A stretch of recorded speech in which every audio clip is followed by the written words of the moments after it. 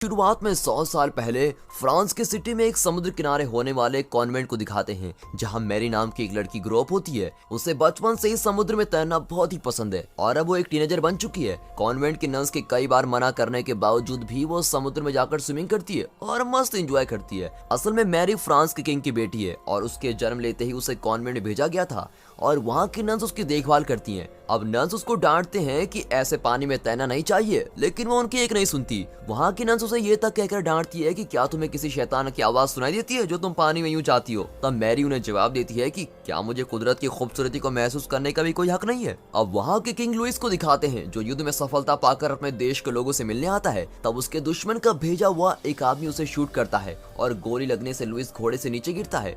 वहाँ लुइस का गुरु यानी एक प्रीस्ट भी रहते हैं और वो आकर लुइस को उठाते हैं और फिर से घोड़े पर बिठा देते हैं। लुइस को ज्यादा चोट नहीं आई होती, लेकिन तब लुइस को समझ आता है कि आखिर में वो भी एक इंसान है और वो लाइफ टाइम इस देश को रूल नहीं कर सकता और उसे एक ना एक दिन तो मरना ही है। अब वो सब डिनर करते हैं और वहाँ का हेल्थ मिनिस्टर जो एक डॉक्टर भी है वो लुइस की चोट पर ड्रेसिंग कर रहा होता है। तब प्रीस्ट लुइस से कहता है कि तुम इस तरह अकेले रहकर क्यों इतनी मेहनत कर रहे हो, तुम्हारी बेटी कॉन्वेंट में बड़ी हो रही है, उसे यहाँ क्यों नहीं बुला लेते। तब डॉक्टर लेबर्थ लुइस से कहता है कि मैं एक रिसर्च कर रहा हूँ और उस रिसर्च के लिए मुझे एक मरमेड की जरूरत है। उस मरमेड के खून से मैं आपको इमॉर्टल बना सकता हूँ। क्या आपको बिना मौत की जिंदगी जीने की ख्वाहिश नहीं है। इसे सुनते ही लुइस भी इमॉर्टल होने की आशा में उस मरमेड को पकड़ कर लाने के लिए ऑर्डर देता है और कुछ लोगों को समुद्र में भेजता है। अब अपनी जान को रिस्क में डालकर लुइस की ऑर्डर को ओबे करते हुए कुछ लोग समुद्र के बीच आते हैं। जो उस ग्लास से दूर देख रहा है वही हमारा हीरो येव्स है। अब वो कुछ देख लेता है और नीचे उतरकर सभी से कहता है कि सारे बॉम्ब्स रेडी रखो। अब ये कहकर वो पानी में बॉम्ब फेंकता है और वहाँ ब्लास्ट हो जाते हैं।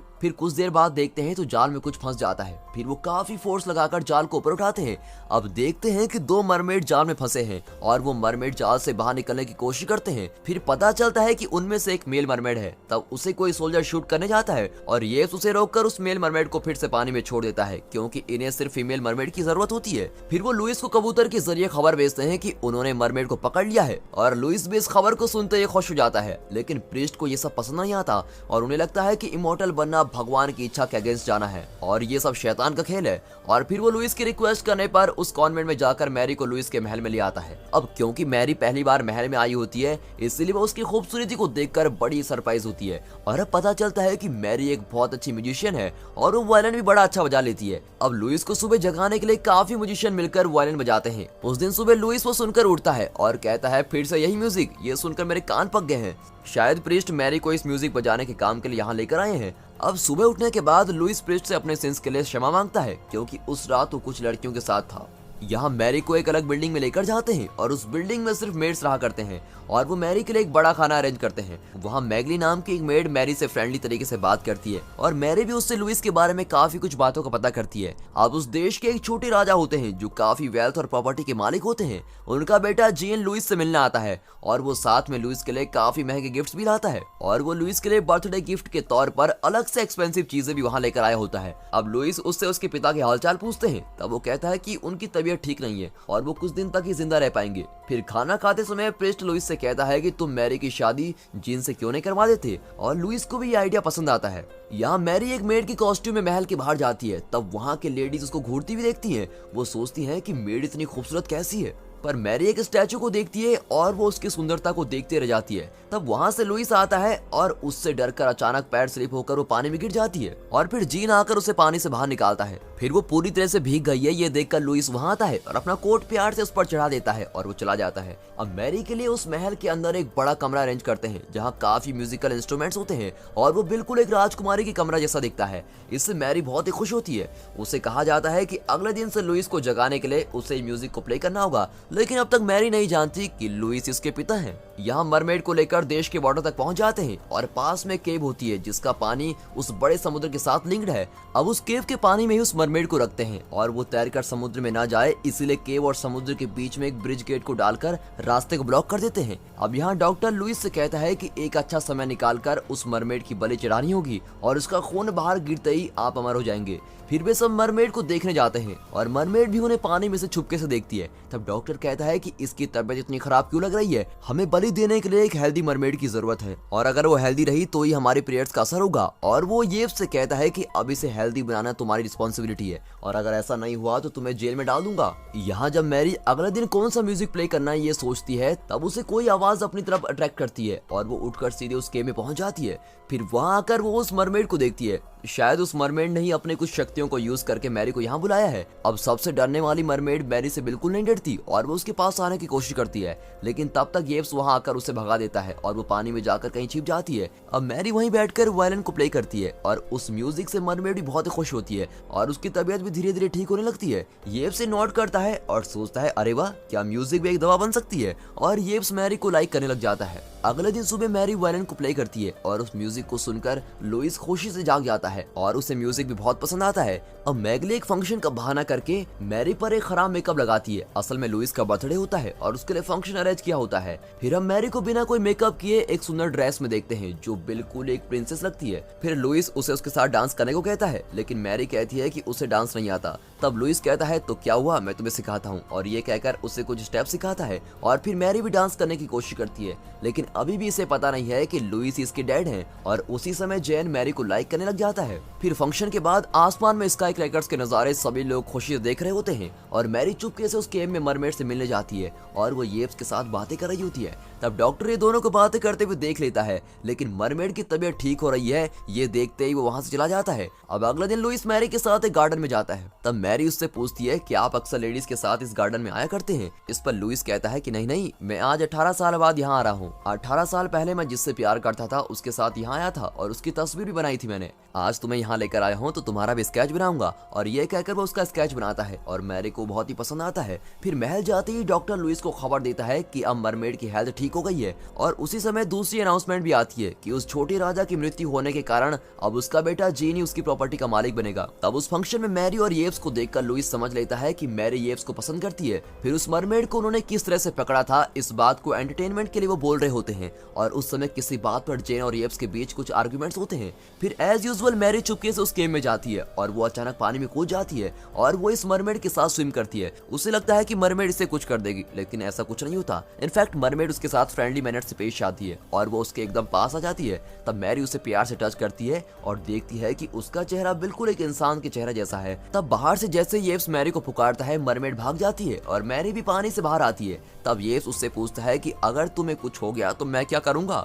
अब अगले दिन सभी हंटिंग के लिए निकलते हैं। तब मैरी और येव्स घोड़े पर सवार होते हैं। तब मैरी दोनों के बीच एक रेस रखती है और वो घोड़े को तेजी से भगाकर आगे चली जाती है। अब येव्स उसे बचाने के लिए उसका पीछा कर रहा होता है। तब मैरी सामने कोई चीज पर टकराकर गिर जाती है और उसके हाथ में गहरी चोट आती है। फिर येव्स उसे महल में ले जाकर डॉक्टर से उसको चेक करने के लिए कहता है और डॉक्टर कहता है कि उसके हाथ में फ्रैक्चर है और उस पर ड्रेसिंग करता है। अब मैरी को भी बहुत पेन होता है। यहाँ पर मरमेड भी कुछ आवाजें करके चीख रही होती है और उसको सुनकर लगता है कि वो कुछ कहना चाहती है। अब ये समझते हुए येव्स मैरी के कमरे में जाकर मैरी को उठाता है और उसे उस केव के पानी में डाल देता है। फिर वो मरमेड मैरी के पास में आकर काफी बार उसकी चारों ओर चक्का लगाती है और थोड़ी देर में उस पूरे पानी में सुनहरा रंग चढ़ जाता है और पूरा पानी चमकने लगता है। फिर जब मरमेड और भी ज्यादा तेजी से उसकी चक्का लगाती है तब एक ब्राइट लाइट मैरी के चारों ओर फॉर्म होती है। फिर देखते हैं कि मैरी का हाथ बिल्कुल ठीक हो गया है और उसको देखकर सभी सरप्राइज हो जाते हैं। अब डॉक्टर भी कहता है कि इसका हाथ कल फ्रैक्चर हुआ था लेकिन आज ये बिल्कुल ठीक है। इस पर मैरी कहती है कि ये सब उस मरमेड की वजह से हुआ है और डॉक्टर भी कहता है कि देखा आपने, मैंने कहा था ना कि मरमेड के पास कोई पावर है।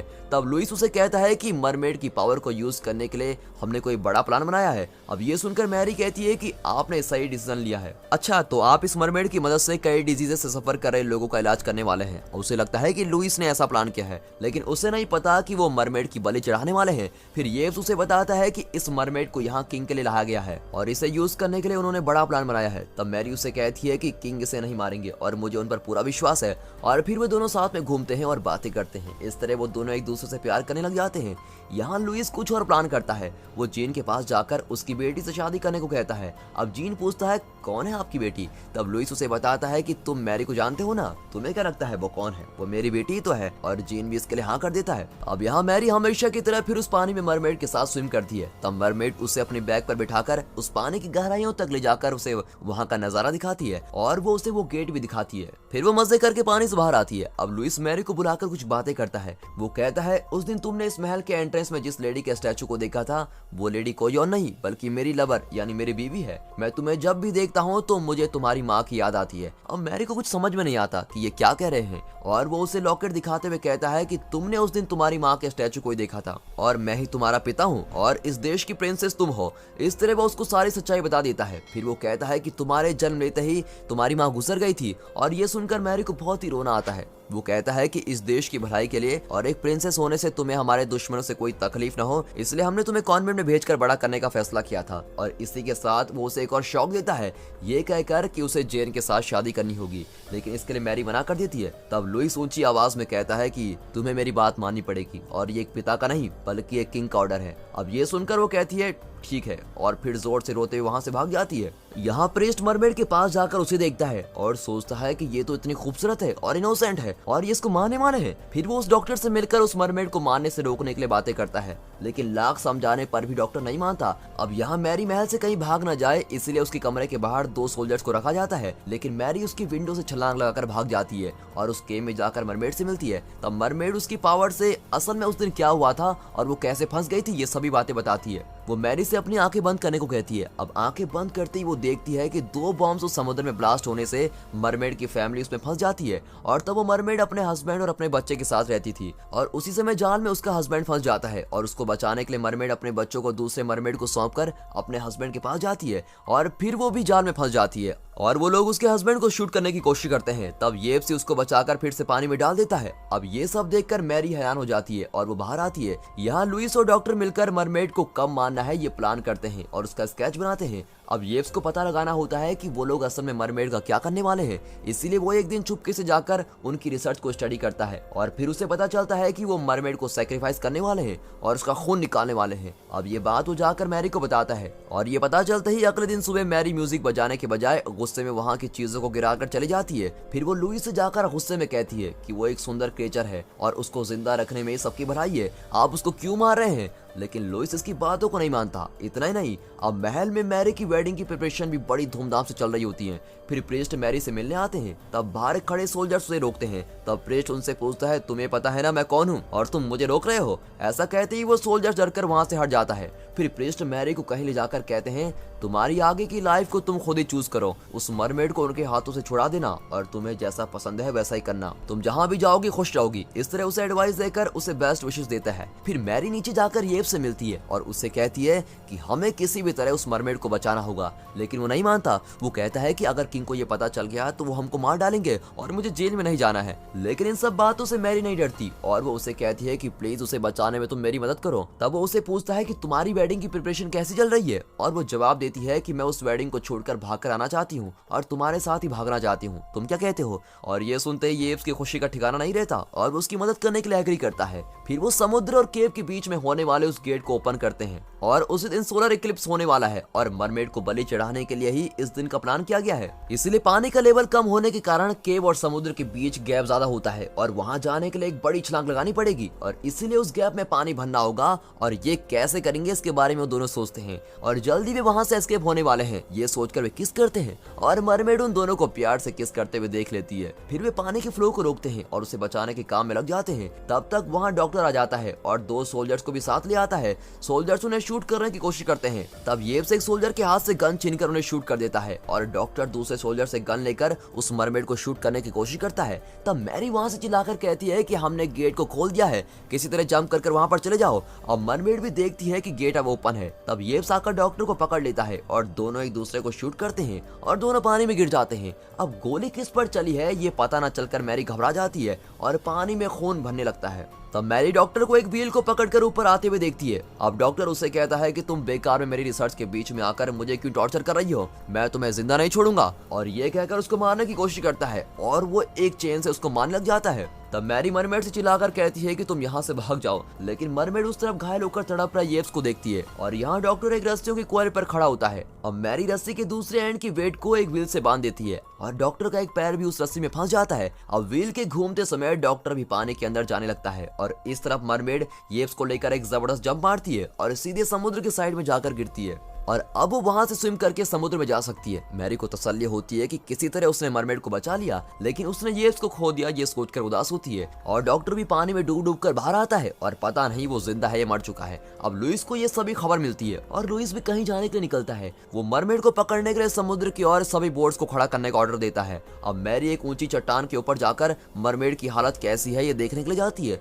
और लुइस भी उसके पीछे जाता है और प्रिस्ट भी वहां पहुंच जाता है। अब कुछ ही समय में सोलर इक्लिप्स होने वाला है और वे सभी एक ही पॉइंट से मिलते हैं। अब उस चट्टान के उस पार समुद्र है और मैरी वहां से कूद कर उस मरमेड के साथ चले जाना ही बेहतर समझती है। मैरी और येव्स ने एस्केप होने के लिए वहां और एक बोट रेडी रखी होती है। तब लुइस कुछ बातें करके मैरी को कन्विंस करने की कोशिश करता है, लेकिन मैरी उसे कहती है कि आप मुझे प्यार नहीं करते, इतने सालों बाद आकर मुझे बता रहे हो कि आप मेरे पिता हैं, आप बिल्कुल मेरी फिक्र नहीं करते। और ये कहकर लॉकेट को उन्हें वापस करना चाहती है और इस पर लुइस उसे कहता है कि नहीं बेटी, मैं सच में तुमसे बहुत प्यार करता हूँ और इस प्यार को प्रूव करने के लिए मुझे बस एक चांस और दे दो। अब देखते हैं कि मरमेड एक झरने के साथ बहकर समुद्र में गिरती है। इतना ही नहीं, वो येव्स को भी अपने साथ लेकर समुद्र में गिरती है और उसने येव्स के जख्म को भी ठीक किया होता है। अब सोलर इक्लिप्स का समय पास आता है और मरमेड को बलि देने का समय भी आ चुका है, इसलिए सभी सोल्जर्स उस मरमेड को शूट करने के लिए उस पर अपने गन्स को एम करते हैं। तब मैरी लुइस से कहती है, अब आप डिसाइड कीजिए कि इस मरमेड को मारकर आप जिंदा रहना चाहते हैं या फिर इस मरमेड को छोड़कर मुझे जिंदा देखना चाहते हैं। अगर आपने मरमेड को मार दिया तो मैं भी पानी में कूदकर जान दे दूंगी। इस तरह धमकी देकर वो उस लॉकेट को पानी में डालने के लिए रेडी रखती है, लेकिन वो अपने मन में ये सब सोचती है कि मरमेड उसको बचा लेगी। फिर वो सॉरी डैड कहकर उस लॉकेट के साथ पानी में गिर जाती है और इस तरफ लुइस घबराए खड़ा रहता है,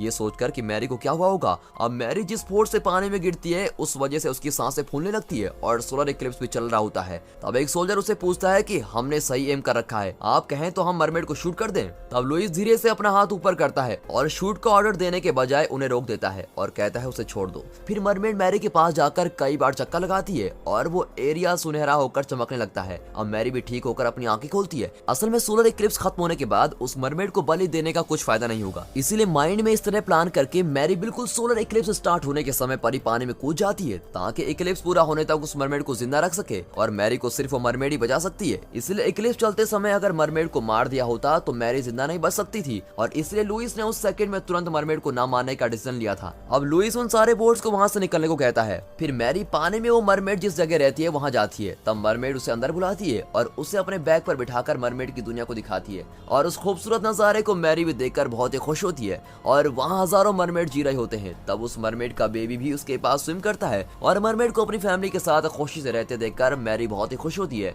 और फिर अंत में मूवी का टाइटल द किंग्स डॉटर डालकर ये मूवी यहाँ पर